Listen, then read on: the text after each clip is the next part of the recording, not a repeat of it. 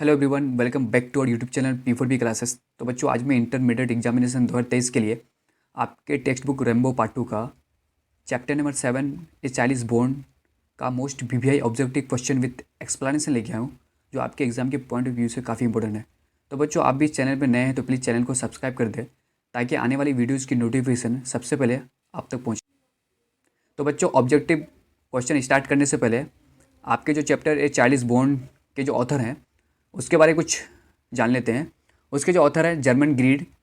German Greer is an Australian writer and public intellectual. आपके जो chapter ए child born के जो लेखक है जर्मन ग्रीड है, जो कहाँ की है, ऑस्ट्रेलिया की है। और राइटर के साथ साथ वो क्या है, एक पब्लिक इंटेलेक्चुअल यानी सार्वजनिक बुद्धिजीवी भी है। She was born in 29 January 1939 in Melbourne, Australia. उसकी तो पैदाइश कब हुई थी? 29 जनवरी 1939, मेलबोर्न, ऑस्ट्रेलिया। मेलबोर्न एक सिटी है ऑस्ट्रेलिया में। She got BA MA and PhD। उसकी इसकी जो क्वालिफिकेशन क्या थी, यानी जर्मन ग्रीन की क्वालिफिकेशन क्या थी? BA MA and PhD। His spouse is Paul Du Few, यानी उसके जो हस्बैंड का नाम क्या है? Paul Du Few. She believes that socio cultural practices are design to suit male interest, at the same time they further subjugate women. उनका मानना है कि सामाजिक या सांस्कृतिक प्रथाएं पुरुष हित के अनुरूप बनाया गया है, साथ ही वे महिलाओं को अपने अधीन कर लेते हैं। हिज इंपॉर्टेंट वर्क्स, उनकी उनकी जो कुछ महत्वपूर्ण रचना है, the female eunuch, sex and destiny, the change. चले बच्चों, अब ऑब्जेक्टिव टाइप क्वेश्चन क्यों चलते हैं। फर्स्ट क्वेश्चन क्या कर रहा है? फर्स्ट क्वेश्चन कह रहा है कि in Bangladesh dot dot is a kind of fairytales. Fairytales आगे है क्या? फेरीटेल्स क्या है? एक परियों की कहानी। जैसे जब छोटे बच्चे होते हैं तो उनकी दादी या नानी उसको कुछ कहानियाँ सुनाती है, तो बांग्लादेश में उसको क्या कहा जाता है? फेरीटेल्स, यानी फेरीटेल्स। तो उसको कहने का मतलब कि बांग्लादेश में फेरीटेल्स को क्या कहा जाता है?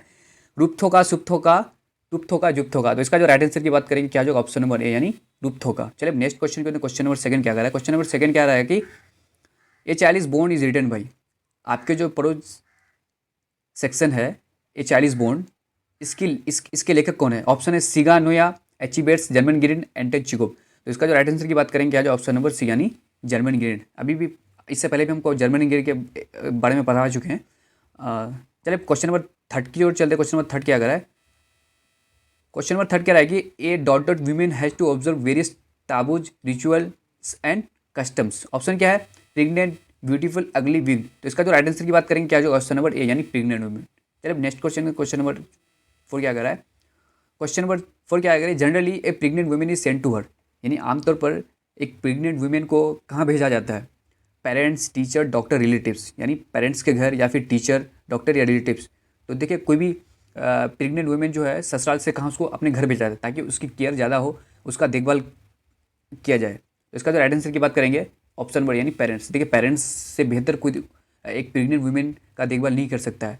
तो जनरली आमतौर पर एक प्रेग्नेंट वुमेन को कहाँ भेजा जाता है? पेरेंट्स के घर। चले क्वेश्चन नंबर 5 को चले। क्वेश्चन नंबर 5 क्या कर रहा है?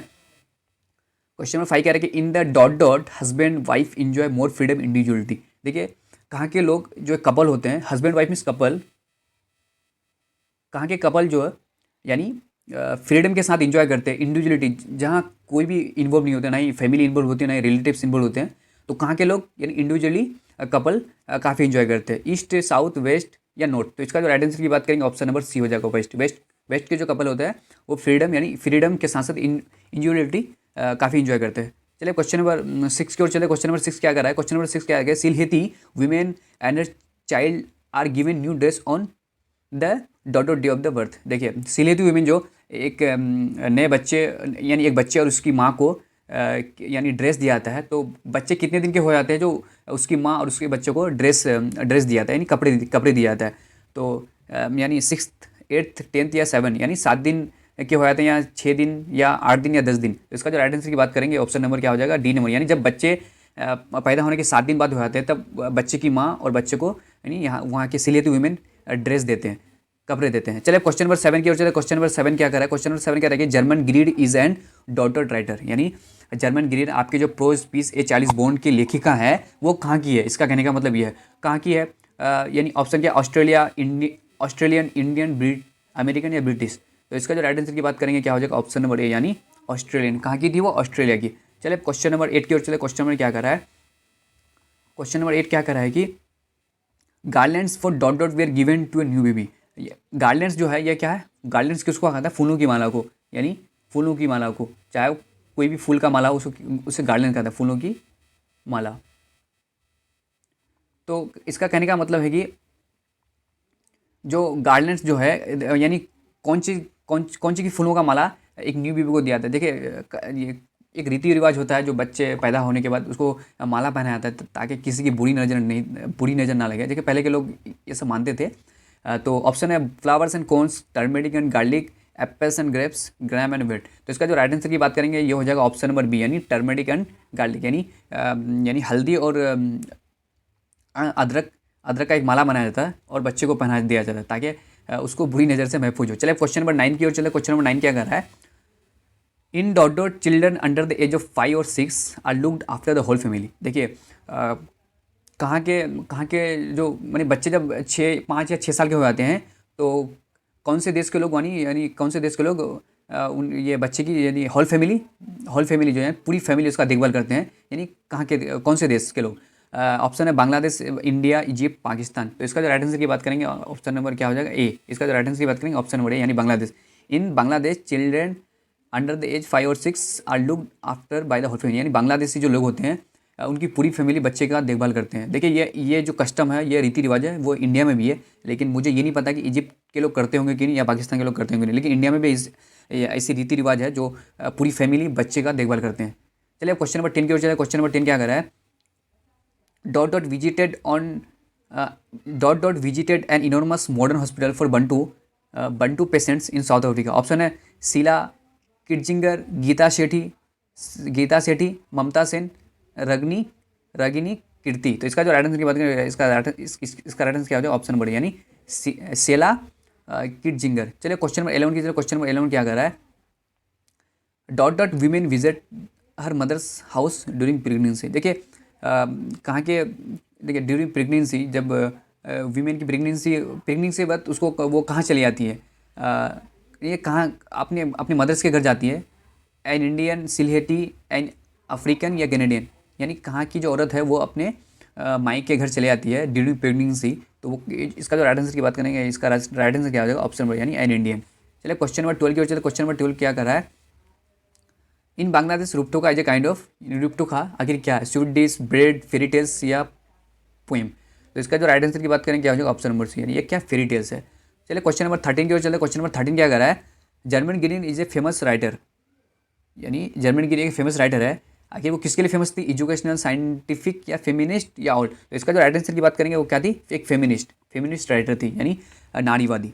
चलिए क्वेश्चन नंबर 14 की ओर चले। क्वेश्चन नंबर 14 क्या कर रहा है, a child is born is an extract from the author's book name, यानी जो ये जो ए चाइल्ड इज बोर्न जो आपके प्रोज पीस का हिस्सा है वो एक्सट्रैक्ट किस यानी ऑथर के किस बुक से लिया गया है, the female honours, the chain, the wine, sex and destiny. तो इसका जो राइट आंसर की बात करेंगे क्या हो जाएगा, ऑप्शन नंबर यानी ये जो किससे एक्सट्रैक्ट किया गया है, सेक्स एंड डेस्टिनी। चलिए क्वेश्चन नंबर 15 की ओर चलने में। क्वेश्चन नंबर 15 क्या कर रहा है, Germaine Green was born in, यानी जर्मन ग्रीन कब बोर्न हुई।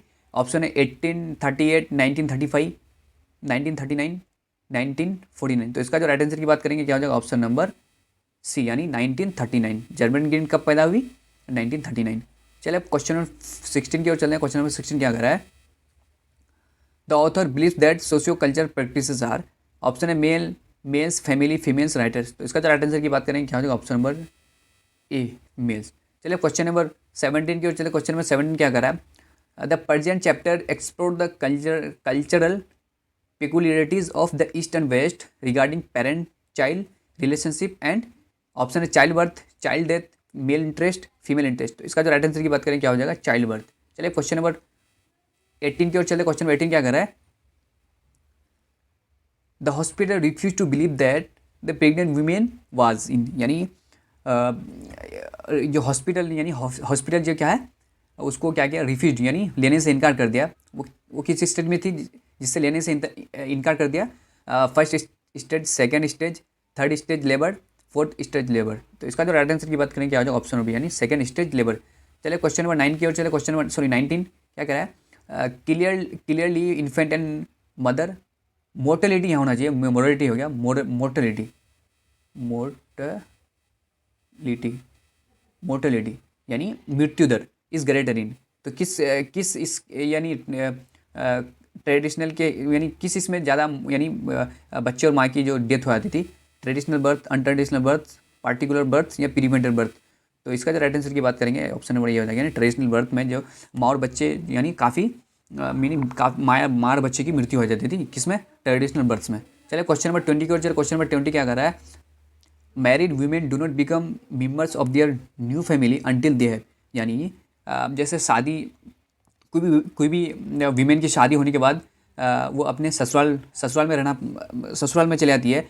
तो ससुराल वाले तब तक उसको एक्सेप्ट नहीं करते हैं अपनी फैमिली मेम्बर्स में, जब तक वो क्या नहीं करते, तक started cooking started to earn mix and others या बोर्न ए चाइल्ड, यानी उसको जब तक वो एक बच्चे यानी बच्चे जब तक पैदा नहीं कर लेती है तब तक उसको फैमिली का मेम्बर्स नहीं किया जाता है। तो इसका जो राइट आंसर की बात करेंगे क्या हो जाएगा, ऑप्शन नंबर डी, यानी married women do not become members of their new family until they have born a child, जब तक वो एक बच्चा पैदा नहीं कर देती है तब तक उसको फैमिली का मेम्बर्स नहीं बनाया जाता है। चलिए क्वेश्चन नंबर 21 की ओर चलते हैं। क्वेश्चन नंबर 20 क्या है, who are all assume to be unjust and vindicate, यानी एक औरत के साथ कौन अन्याय करती है जो कहा जाता है, और कौन उसके साथ मिसबिहेव करती है, husband, father in law, husband's brother या मदर इन लॉ। तो अक्सर बोला जाता है जो एक सास और बहू के बीच में ही झगड़ा होती है। तो इसका जो राइट आंसर की बात करें क्या, ऑप्शन नंबर डी, यानी ऑप्शन। तो बच्चों आज की वीडियो कैसी लगी, आपको अगर वीडियो अच्छी लगी तो प्लीज़ लाइक, कमेंट और शेयर करना ना बोलें। अगर आप भी चाहते हैं अच्छे कंटेंट मैं लाऊं और मैं आपसे मोटिवेट हूं तो प्लीज़ चैनल को सब्सक्राइब कर दें। तो बस आज के लिए इतना, फिर मिलते हैं नेक्स्ट वीडियो में, तब तक के लिए बहुत बहुत शुक्रिया।